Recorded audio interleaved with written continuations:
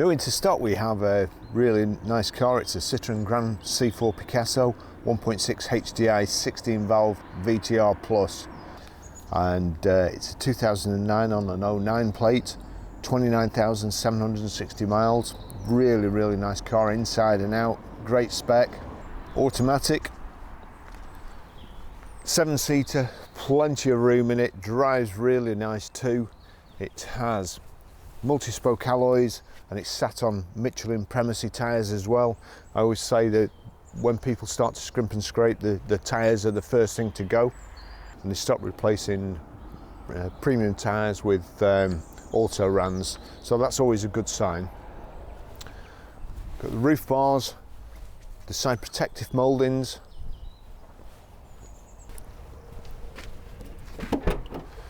electric boot release there, rear wash wipe. There's an integrated tailgate spoiler at the top there. The 7 seats, probably one of the easiest seats to unfold or deploy, whatever you want to call it, that I've seen in a 7-seater. Basically, we just pull that back. There's a little tag there. That's it, that's the seat up. Now, some of the others, it's like the Krypton factor trying to put them up, so that's really good. So you've got the 6 and 7 seats in the back there, and you can also fold the others flat. They fold individually, and you've got a really good cargo area. Reversing sensors in the back there, in the back bumper. The seat folds forward and goes upright, and this Citroen C4 is a lot easier to get into than some people carriers. Some you have to kind of step over the seat.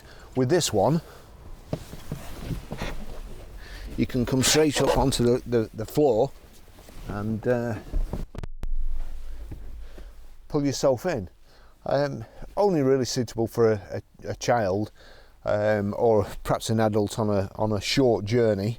You could perhaps just get your feet between the two rails there, or actually one either side. But anyway, it's there if you need them.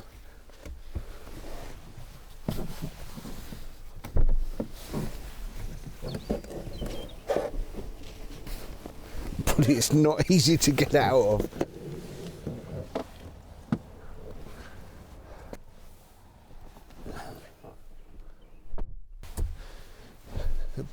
Quite a lot of room. I've got my seat a long way back. You probably wouldn't sit that far back, to be fair. And I've still got enough leg room here, plenty of headroom. We've got nice little touches in the back here, like, sorry if I can just get those up. The rear blinds on the windows. These seats fold individually. There's Isofix anchor points. Really, so little picnic tray with a cup holder there, and also elastic band there, or a strap there to hold whatever, your phone. I think that's actually plastic. It looks like brushed aluminium, but it's a plastic trim there. But even so, it's nice and contrasty and looks good. I'll just take you for a ride.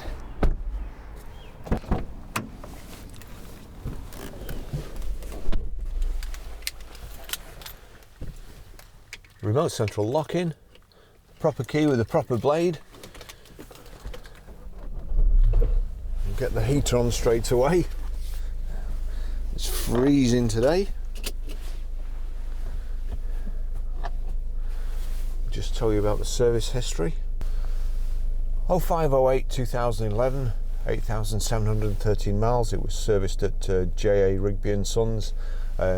J.A. Rigby & Sons have helped us out many times over the years, so I can recommend them as a Citroen garage. And also Chapel Lane garage at Longton. They've been around a good number of years as well, so they're a good garage too. They did it on the 15th of the 7th 2013 at 14,480, and then 22nd of the 6th 2016 23,921. The car's done 29,765 miles now, so we'll give it a check over and a service before it goes out too. I think I forgot to say the fuel economy. Now, bearing in mind it's a 7-seater, it is pretty good. We've got urban 45.6, extra urban 64.2, and combined is 55.4. 0 to 60 time of 13.4 seconds, and a top speed of 112 miles per hour, 110 brake horsepower, 8 valve engine. Road tax 6 months £77, 12 months is 140. So that's pretty cheap too. Make sure my mic isn't catching there, and I'll take you for riding it. Now, the first time I jumped in one of these, I struggled to find the handbrake. I'm looking all over here and round here somewhere where they are, or foot brake or whatever, but it's actually there, and it releases when you drive off anyway. This, although it's automatic, it's not conventional automatic. It's kind of a semi or automatic clutchless manual, whatever, but it does its job. It's good. You can use it in automatic, or you can use the paddle shifts for manual. Just get a couple of things out of the way before I set off, and people give me a hard time about doing it when I'm driving. So there's power folding door mirrors. You've also got height and reach adjustable steering wheel there. Okay, gear stick or gear selector is on the top here, so we'll just put that in automatic, and your air conditioning controls are on the side there. We'll just move that, and then as soon as I press the accelerator, the handbrake goes off, and away we go. You can just knock it off yourself, just touch it. Lots of good features in this Citroen. As I say, the third row of seats, well, first of all, you've also got this massive windscreen, and you can slide your sun visor backwards and forwards, so it does make for this big expansive screen there, which I'll leave open because it's nice. The only thing is that the wipers don't cover all the screen, they only come up to here, but it's not too bad. So the third row of seats, very, very easy to get up. Basically, you just pull a little loop and it comes up. Others, you've got to come in through the back doors, put the seat squab down, and then go around, put the back seat up. As I say, just one movement and it's done. Very, very good design. You've also got other little features like the light in the boot doubles as a torch, which you can take out and use as a torch. It's just very, very well thought out. There's storage containers or cupboards or whatever, cubby holes, whatever you want to call them. Driver's side, passenger side, you've got a glove box there. All this is nice and empty. It's a nice flat floor. Cup holder there, big cup holder there that holds a big either a bottle or a very, very large takeaway cup. Cruise control, steering wheel's nicely designed, everything to hand. You've got paddle shift here, change down on the left, change up on the right.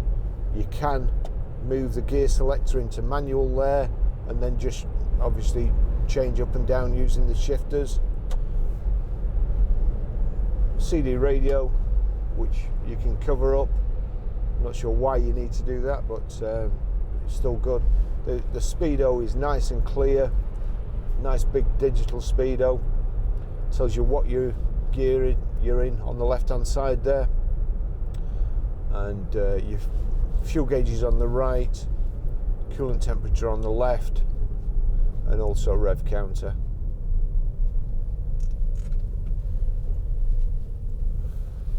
And then it also tells you what day it is and what time it is in the middle in your information display.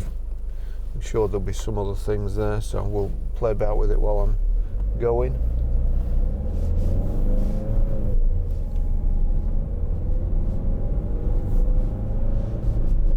Now, I do have a soft spot for Citroens.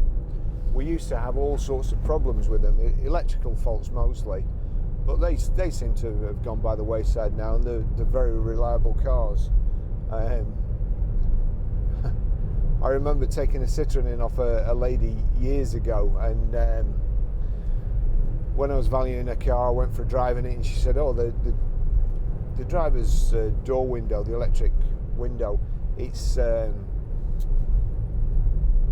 hit and miss whether it works. It's got an intermittent fault." So right, fair enough. But at that time, the wiring loom used to come through the dashboard, through the side, through the door, and into the door, and constantly opening the doors. Once they got to about 80,000 miles, and the doors had been opened hundreds of times, the wires used to break, and it was quite a simple fix.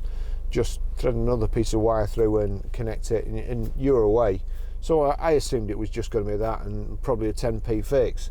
But when I took the door panel off, there was no motoring whatsoever, and the window was actually held up by a piece of wood. So how that worked intermittently, I'll never know. I can only assume the piece of wood dropped out and the window went down and she had to put it back up. But we have a saying in the motor trade, all buyers are liars. And although it's not a very nice saying, it can be true a lot of the time. You think car dealers are bad, privates are worse. Anyway, back to the car. So, nice comfortable seats, front centre armrest here. Not only do the back seats come up really, really easily, but it's quite easy to get into compared to some 7-seaters.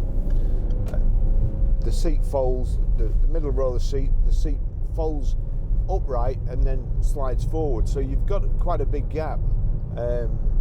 Some 7-seaters, I struggle even to get my foot through the gap, so let alone the rest of my body.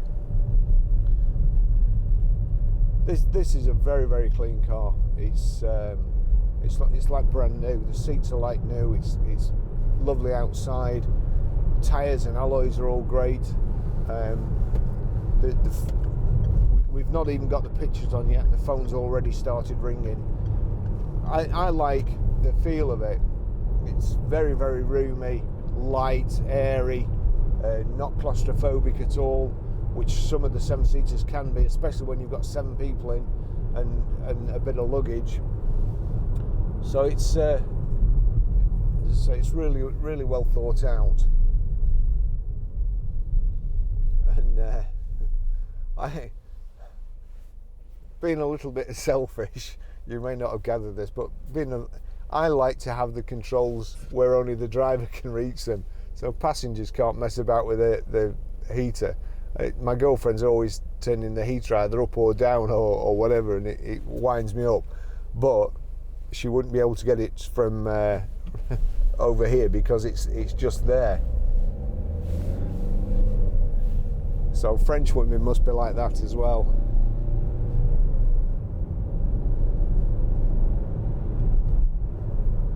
Just trying to work out what that is. No idea.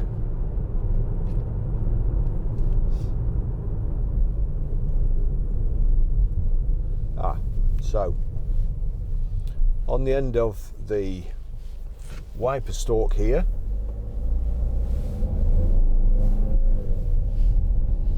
that controls your information display in the centre there. Let's press it a couple of times, see what happens. Yeah. Miles per gallon, average miles, how far you've got before you need to fill up. So that's good as well. All the information you need to hand. Just get up to 70. And then, do we have to switch it on? Limit, resume, naught.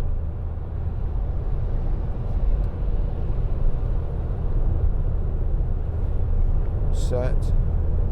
I can't see anything coming on here.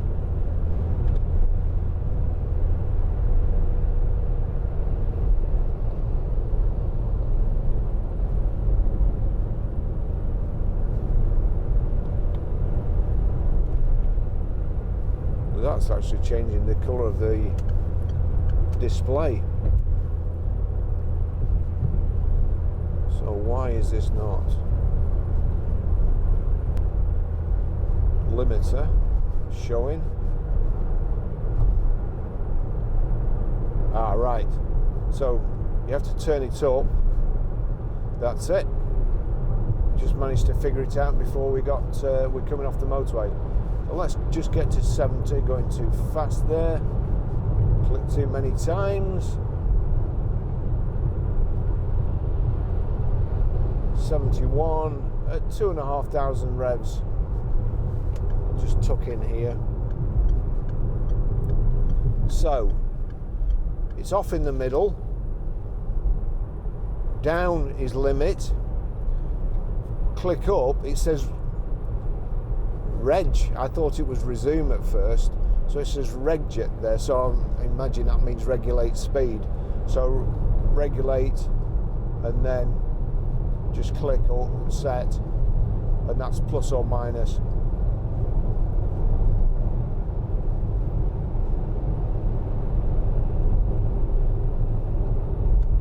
That's increasing the brightness on the display.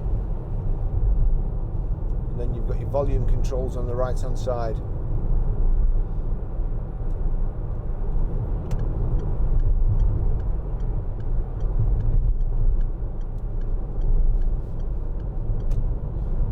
Indicators on the left, wipers on the right.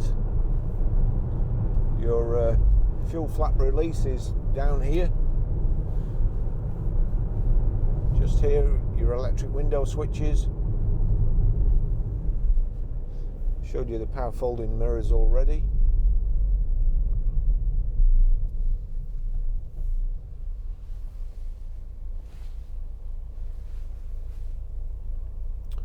The middle row of seats fold down individually as well, or you can have the 6th and 7th seat, either part of it as a load area with one seat up, or both of them up, or both of them down.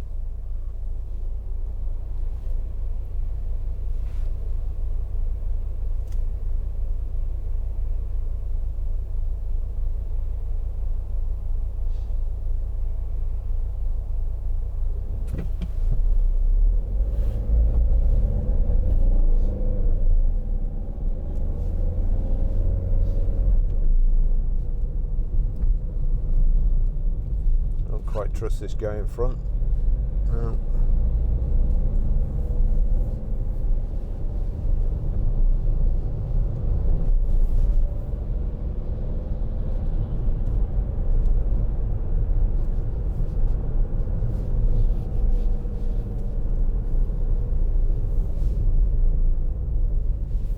Nice clean lines on the car from outside. Looks really good. We've also on the middle row seats at either side got sunshades or sun blinds that you can pull up, keep the sun off the passengers.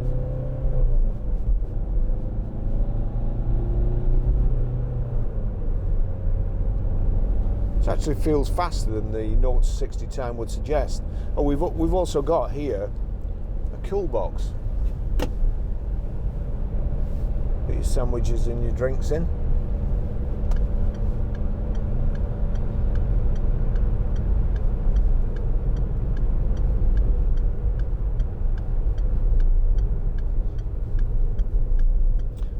I think it was probably the 80s, we used to have, not many vehicles do this, where the steering wheel turns and your centre panel stays in exactly the same place. But I think going back to the early 80s, there was a Citroen. I think we had a Citroen Palace in kind of a duck egg blue, and that was the same. And I'm sure it only had one arm to the steering wheel. It was just one, you know, like a swan neck sort of thing holding the steering wheel on.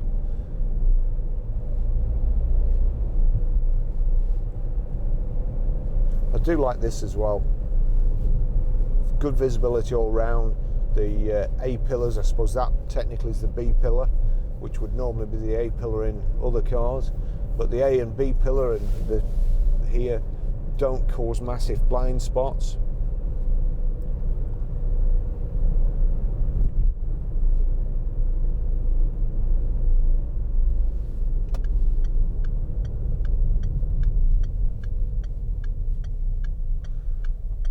So going back to, I I can always tell how good a garage is by how they stamp the service book, whether they can actually be bothered to stamp it and write the date in and sign it. And on there, I think they're called Souther's Garage Longton anyway. I've passed it a million times, I should know. But there's even a sticker in the front window telling you when the vehicle needs servicing again. But we will do it again, and our garage are like that. They put a sticker in, so you can't, every time you get in the car you see the sticker and you don't forget.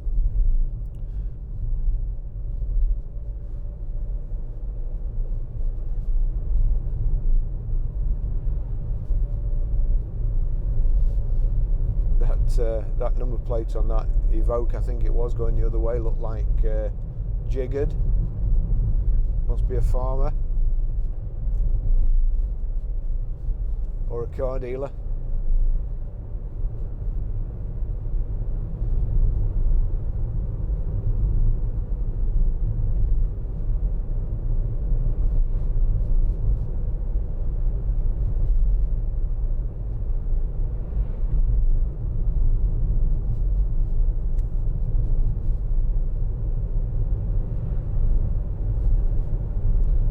A very, very nice car to drive, and absolutely great value for money.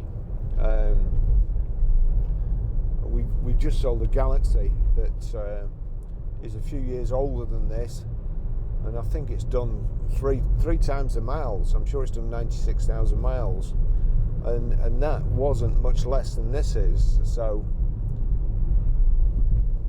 if you need a kid bus, this would be ideal.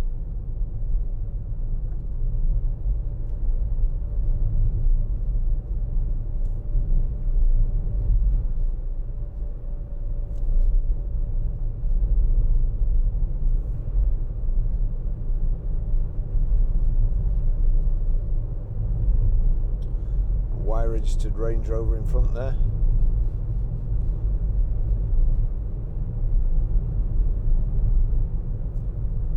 I think the value of that will be starting to go up now instead of down.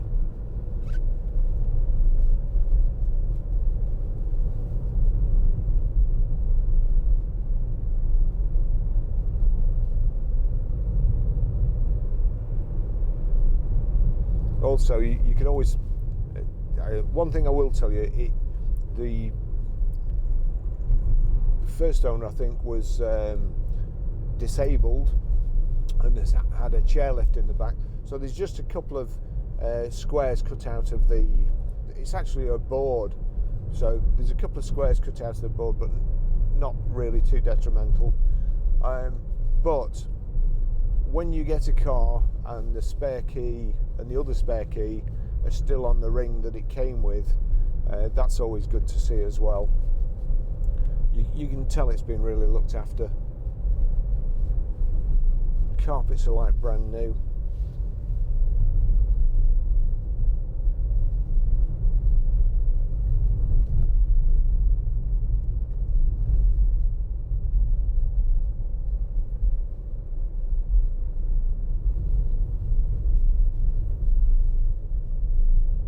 Yeah, so just to recap that, you turn that wheel down, that's speed limiter. You can set it so you don't go over a certain speed with you at the controls and controlling the accelerator. In the middle, nothing's on. And then you turn up, and instead of saying cruise or anything like that, it says red. It threw me for a short while. Then you get a light on the dash there, kind of a cruise control symbol. It's got off. Then you can either set, it would appear normally you can only set using the minus the first time and then regulate it using the plus or minus, or you can use the set plus here. Yep, I've just used it like that. So touch the brake. Yep, it sets off both, or it appears to set off both.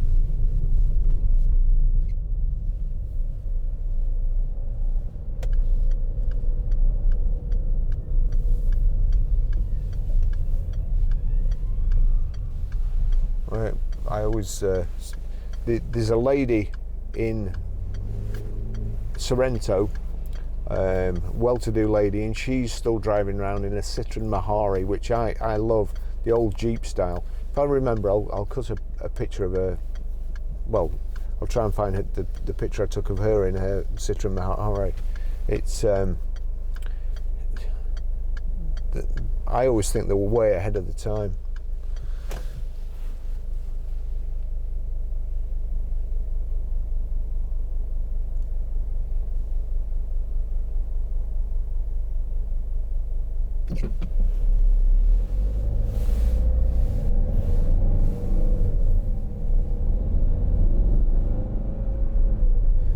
With the clutchless manual gearbox as well, you can, once you've driven it for a short while, you learn to just, when you want it to change gear, just as you would if it was a manual and you were just about to change gear, you let your foot off the accelerator and press the clutch.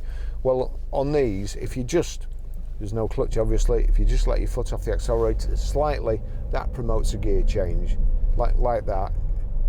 So you accelerate again, just let foot off and it's changed again. And after a short while, you get to be an expert